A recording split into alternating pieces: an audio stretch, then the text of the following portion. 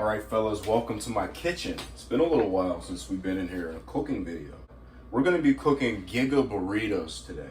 So if you love the Giga sandwich, Rich Piana edit that I made, well, you're gonna love the Giga burrito. We're gonna talk a little training though. Real quick, in terms of ingredients and calories, this all together, when it's gonna be said and done, is about 1,500 calories. Tons of protein, tons of carbs, tons of sodium, tons of good fats. And what we're doing now is we're slicing up the sausages to break the casing so that they cook a little bit quicker. So we got sausage links, tortillas. I destroyed this 20 pack, so there's only like 2 left after this. We got little hash brown minis seasoned with lemon pepper. We got the secret seasonings in the bowl already before we mix the eggs into them. We got the sriracha sauce, and then cheese. This is something that I picked up from the store to supplement my omega-3 fatty acid intake. Sardines. Really, really delicious. They smell terrible though. I use that to supplement my salmon intake just because it's a lot cheaper to buy the sardines than it is salmon, and I'm incredibly cheap. And I would rather spend that money on steaks and other shit. Training though, like the title talked about. Pause your benches a little bit longer than you think you are. So here's the thing. When you're bench pressing and it's heavy, suddenly time slows down in your head, and what you think is a 3 count pause is really just barely a regular pause, right? So something that you can implement really, really easily into your training to make your pauses more consistent is one, first and foremost, you can just have someone count for you. So they can do 1 Mississippi, 2 Mississippi, 3, or however long you mean the pause for. If you don't have someone reliable that can do that for you and just not panic when you're bench pressing heavy, what you can start doing is start counting from 0 in your head, right? So instead of going 1, 2, 3, that's really just like a regular 1 count pause if you add up all those 3 together. But if you start from 0, 0, 1, suddenly that's a regular pause. You see what I'm saying? So start pausing, counting from 0. That's something that you can apply unilaterally to just anything where you pause with. So pause deadlifts, 0, 1, etc., like so on and so forth. Pause the same, pause squat, same thing, right? You get at the bottom, 0, 1. So that's been really helpful for me for making my pauses meatier. It's just like when you count stuff, right? When you count a high rep set, you always in your mind do a lot more than you actually did. It's very rare that when I do like a really high rep set that I count it correctly. So I always do a little bit more than I think I need to, right? So if I'm aiming for 20 in actuality, in my mind I'm gonna count to 23 in my head. Meanwhile, like I said, when you're in that zone of lifting where you're straining, suddenly your counting abilities are going to greatly diminish. So it's going to go 1, 2, 5. You see what I mean? So just do a little bit more in that regard as well. 2 little things that seem so stupid and caveman, but when you implement them into your training, suddenly your ability to gauge things is going to be a lot more accurate and more consistent. Those are the 2 biggest things that I've added into my training that have just made it more consistent. Now, talking about pause squats. Last night was my PM session. I talked about that in the video that I made yesterday. I break my primary deadlifting session and sometimes my secondary deadlifting session even into 2 separate AM and PM sessions. 1, just because it ensures higher quality work for each session. 2, I can. 3, the training would be brutal if I just tried to do everything at once. So PM session. I have what is usually front squats and then a few accessories that we're going to talk about, and then some discoveries that I made last night as well. Sausage is just about done. I'm going to give this guy a little bit more time. So it's seared on the outside. What we're going to do is take a little bit of water in this lid and steam them off, just to finish them off and make sure they're cooked through all the way. Because the last thing that you want is a sausage link that is raw in the middle. It's not like a medium rare steak. That logic doesn't apply to sausage because it's made out of pork. So you don't want a medium rare no sausage because that's disgusting. But on my PM session for my primary deadlifts, I usually do front squats. Now what I'm finding with my front squats is that they're stagnating a little bit. This is where variation comes into play. So I'm thinking in my head, I'm already doing safety bar squats, sumo stance on my secondary deadlifting session. I'm already doing high bar plat squats on my secondary session. What can I put on my tertiary session that isn't just a variation of those two lifts? Flip the SSB upside down, so make sure that the camera points up. Bang. Reverse safety bar squats. Now on top of that, I didn't wear a belt. I used a slow tempo on the way down and I paused. They felt incredible. What I found with reverse safety bar squats versus front squats is that the only difference between the two is that one, obviously, like you got a jetpack on your back, but two, there's no requisite mobility demands for you to be able to reverse safety bar squat. The only cues that you want to keep in mind are knees forward and stay upright. I squatted also in flats, unlike what I usually do, which is squat in heels. Like I said, it's a tertiary. Tertiary means like, all right, if the moon is tertiary to Earth, that better make sense. So it's like far removed. Really just focusing on building qualities that I don't train with those other squat motion patterns. So for the plat squats, pure hypertrophy. For the safety bar squats, pure deadlift carryover. For the front squats, it was really just maintaining and building a healthy squat motion pattern and then working my quads a little bit more. The reverse safety bar squats do a great job of that, especially when I do them the way that I did. And check on my Instagram for the couple sets that I posted. Now, I also mentioned accessories. Back extensions, good girl, bad girl machine. What is the name for it? Hip adduction, where you put your legs in. Yeah, hip adduction. Those two lifts are money. I skipped leg extensions last night, which I usually would do as well. These sausages are done. You know they're done when the water disappears. So next, we're going to work on eggs. So we're going to butter the skillet, just like so. And I'm not going to track this butter, guys. Like, it's not even a tablespoon of butter. You're just greasing it. I'm going to set this aside for a second off the heat while I scramble the eggs and talk about my accessories. Hip adduction. That is really slept on as a accessory. So for me, I can't do a ton of squatting volume or deadlifting volume, even though I'm arguably built well for deadlifts. Not arguably. I have long arms, long legs, very, good genetics for deadlifting. From an advantaged position.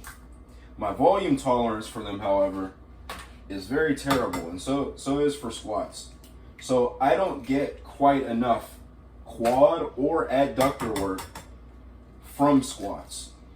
So something that I use to supplement my leg training or leg extensions and hip adduction, the good girl machine. But anyway, I supplement my leg training with those two exercises.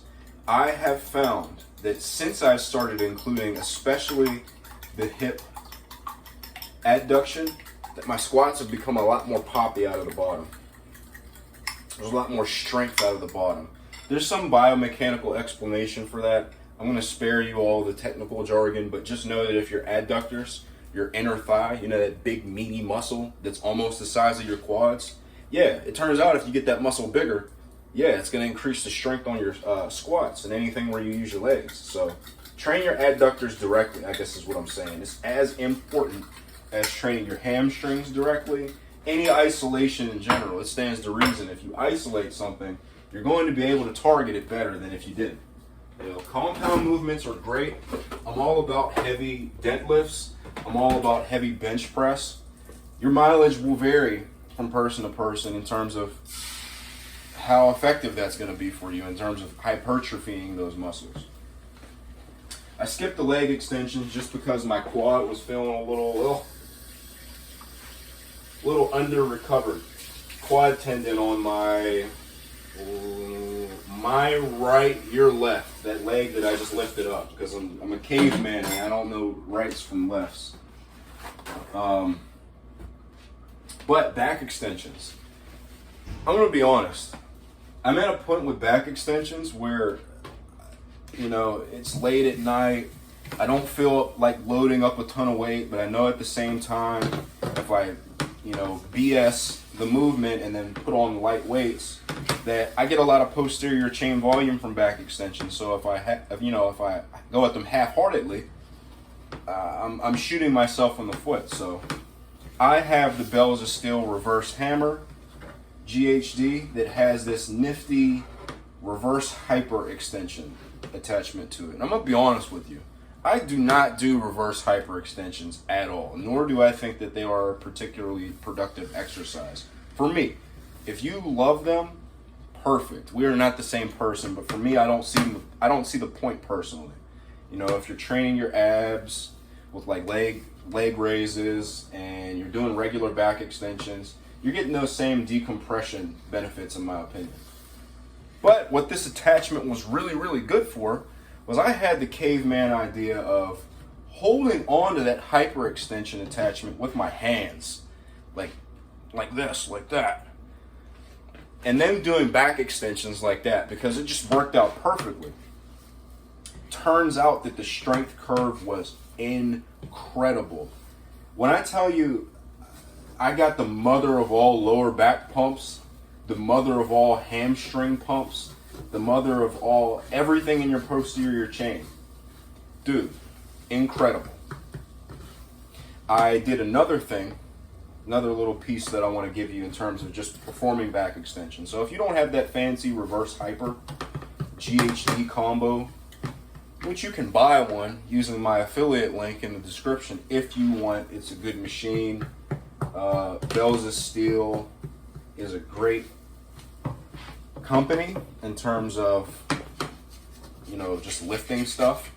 It turns out in the past that Rogue Fitness was like you know, undisputed king of lifting gear, but that's not the case. So there's several competitors that are just as good, if not better in certain capacities. Bells of Steel happens to be one of those companies. But anyway, if you don't have one of those fancy schmancy machines and you just have something regular to do back extensions on, it could be like a regular 45-degree hyper. I paused at the top, at that hardest portion of the movement, to give extra time under tension to my spinal erectors and, you know, my glutes and hamstrings and everything. Incredible. I only use 2 plates per side, so what is that, like $1.80 for sets of 10? My usual working weight is well over 200 pounds on back extensions if I'm holding the bar in my hand. And when I tell you, dude, I'm super sore from that. I'm super sore from that. All right, so eggs are done. What I like to do is I scramble them slowly. You don't want to use high heat just because I feel that makes the eggs rubbery. However, I'm still someone that enjoys a, you know, fully cooked scrambled egg. I hate freaking scrambled eggs that are not cooked through all the way. My father loves scrambled eggs that are not cooked through all the way. So what that meant was, growing up, you already knew If Pops was making scrambled eggs, they were about to be what I call snot. You know, it has the consistency of snot. Seasoned boogers is what I called it. So I would always stick my eggs back in the microwave to give you a little lore on my father's eggs. My father's a great chef. I learned a lot about cooking from him. It's just we can never see eye to eye on the freaking eggs. But assembly time. We're gonna take the eggs, then some of these tartarunis, the sausage, and the cheese. So this is just a Mexican blend of cheddar, Monterey Jack, asadero, and quesadilla. Finely shredded cheeses. Oh, okay. I actually never read that. We're gonna do a little bit more. A little bit more. This is like a go-to breakfast of mine. Yesterday, I had 3 of these. 3 burritos. 3 Giga burritos. I used bacon on the one that I ate last night before bed, and then had a protein shake. So you see, this thing is so massive. Let's get a little bit closer. This thing is so massive. It's going to be quite an undertaking to fold, but we're gonna do it. So you take the ends like this, you fold them in like so, and then you grab the back piece, boom, and then you roll it in. Boom. Surgical. So that's one.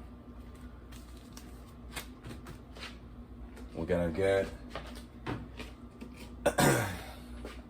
this one like so. And instead of cheese on this one, our topping of choice is going to be this leftover yum yum sauce from a Japanese steakhouse, which ends up working out to be the same amount of calories per serving. Freak, there's not even a lot left in here. All right, fork. We're gonna scoop this sauce out. The reason why I'm not using cheese on this one is just to give the two a slightly different flavor profile. But this has been cooking with Bald Omni-Man. I love making these videos where I just talk into the camera and use chatty thumbnails and just talk about training, guys. I ascribe to be someone that is motivational, that is someone that gives a lot of value, that helps you reach your potential. Maybe if you're someone that doesn't have the most confidence in yourself. That's why if you follow me on Instagram, a lot of my posts are like, the average Bald Omni-Man enjoyer is basically a Chad. I want you to feel good about yourself, but I also just like talking about training, guys. And I don't want to lose sight of that. So that being said, I'm going to wrap this burrito, and then I'm gonna eat that guy. Boom. See y'all later.